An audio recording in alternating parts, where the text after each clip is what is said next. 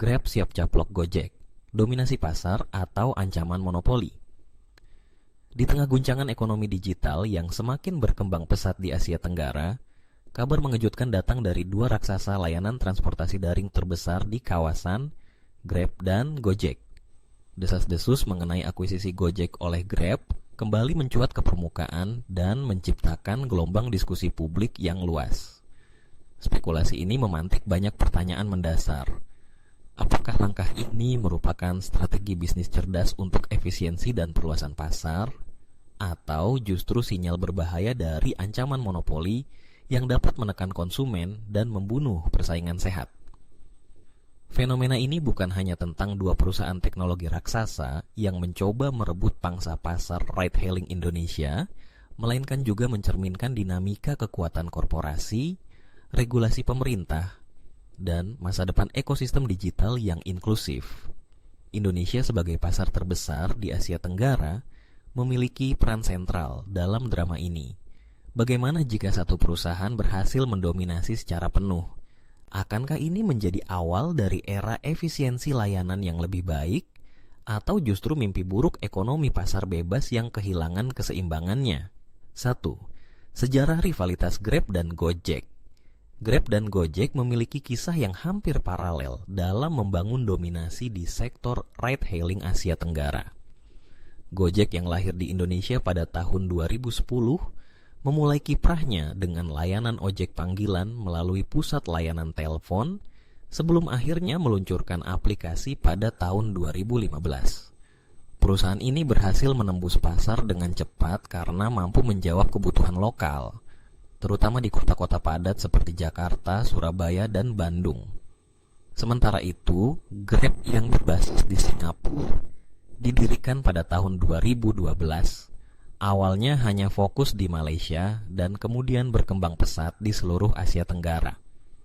Grab mulai menyasar Indonesia pada pertengahan tahun 2015 dan dengan cepat menjadi penantang utama Gojek dengan strategi agresif melalui promosi besar-besaran, subsidi untuk pengemudi dan pelanggan, serta ekspansi layanan ke sektor makanan, GrabFood, keuangan, GrabPay, dan logistik.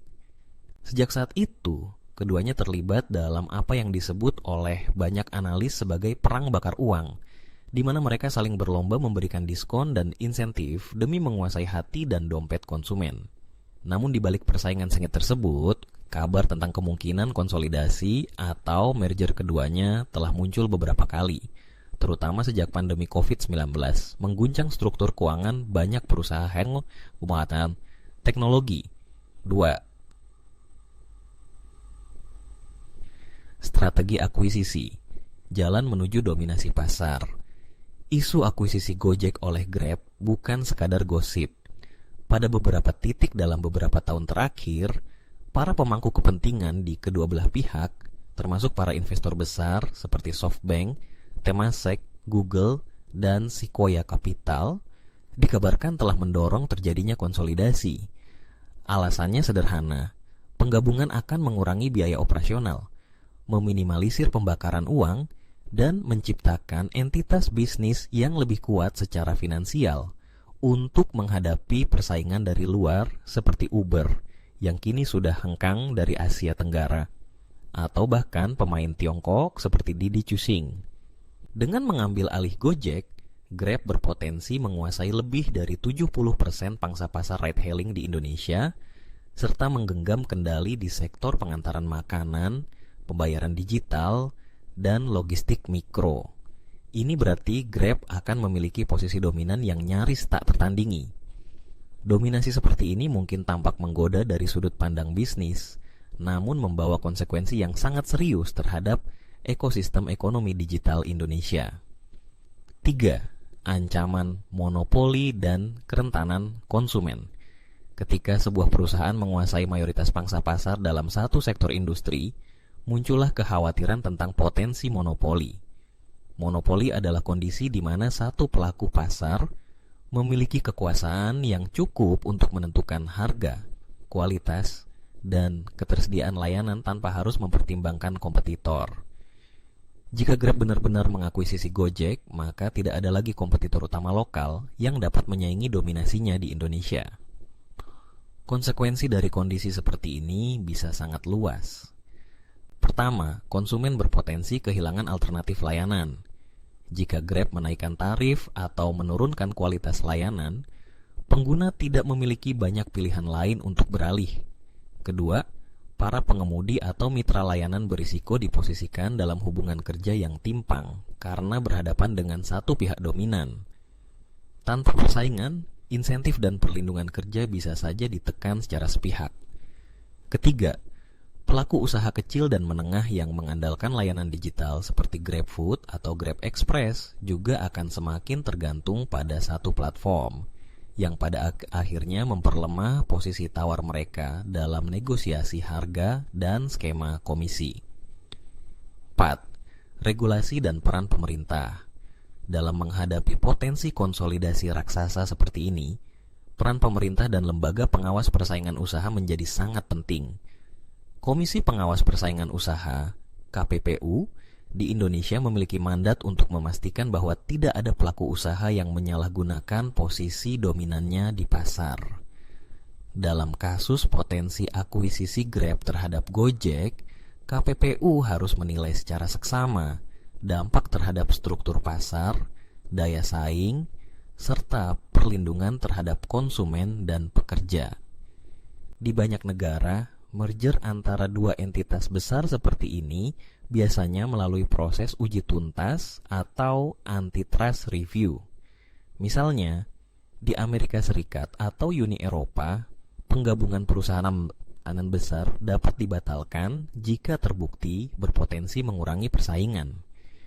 Indonesia sebagai negara dengan ekonomi digital yang sedang berkembang pesat harus memposisikan dirinya dengan hati-hati agar tidak menjadi ladang uji coba kekuatan kapital tanpa kontrol.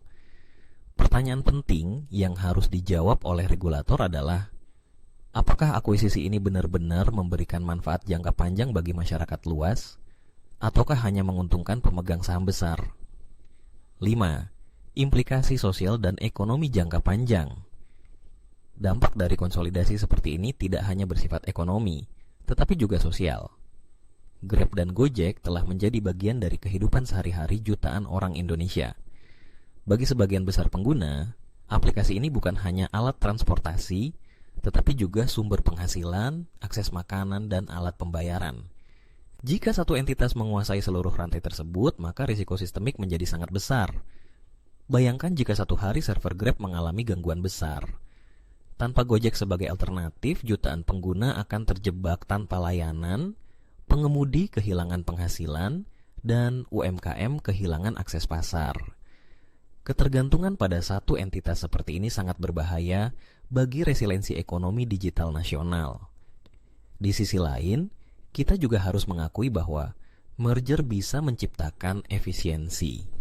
Misalnya, dengan menyatukan armada, teknologi, dan jaringan logistik, Grab Gojek bisa memberikan layanan lebih cepat, tarif lebih stabil, dan cakupan geografis yang lebih luas. Namun apakah efisiensi ini akan dialihkan ke konsumen atau justru dinikmati segelintir pemilik modal? Inilah dilema klasik antara efisiensi ekonomi dan keadilan sosial. 6. Masa depan ekosistem startup Indonesia. Gojek bukan sekadar perusahaan ride-hailing. Ia adalah simbol kemandirian startup Indonesia yang mampu bersaing dengan pemain regional dan global. Jika Gojek diakuisisi sepenuhnya oleh Grab yang berbasis di luar negeri, maka simbol tersebut akan memudar. Ini menimbulkan kekhawatiran bahwa Indonesia, meskipun pasar terbesar, akan menjadi hanya pangsa pasar konsumtif tanpa kontrol atas ekosistem digitalnya sendiri.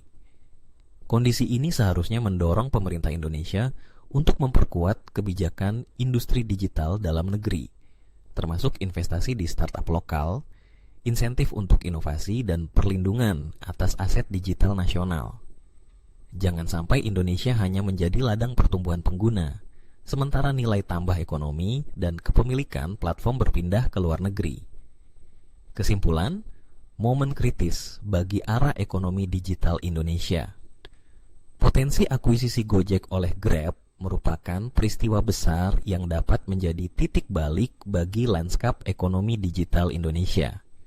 Di satu sisi, hal ini bisa dilihat sebagai langkah logis untuk memperkuat daya saing regional dan memperbaiki efisiensi operasional. Di sisi lain, bahaya nyata dari terbentuknya monopoli dan hilangnya keberagaman ekosistem digital patut menjadi perhatian serius semua pemangku kepentingan. Indonesia harus mampu menyeimbangkan antara dorongan investasi asing dan kebutuhan menjaga kedaulatan digital nasional. Pemerintah, regulator, pelaku industri, akademisi, hingga masyarakat sipil perlu berdiskusi terbuka mengenai batasan dan aturan main yang adil.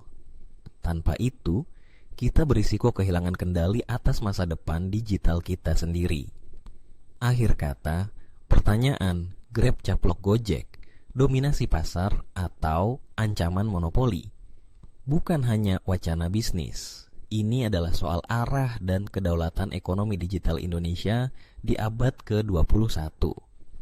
Keputusan yang diambil hari ini akan membentuk lanskap inovasi, lapangan kerja, dan keadilan ekonomi untuk generasi mendatang.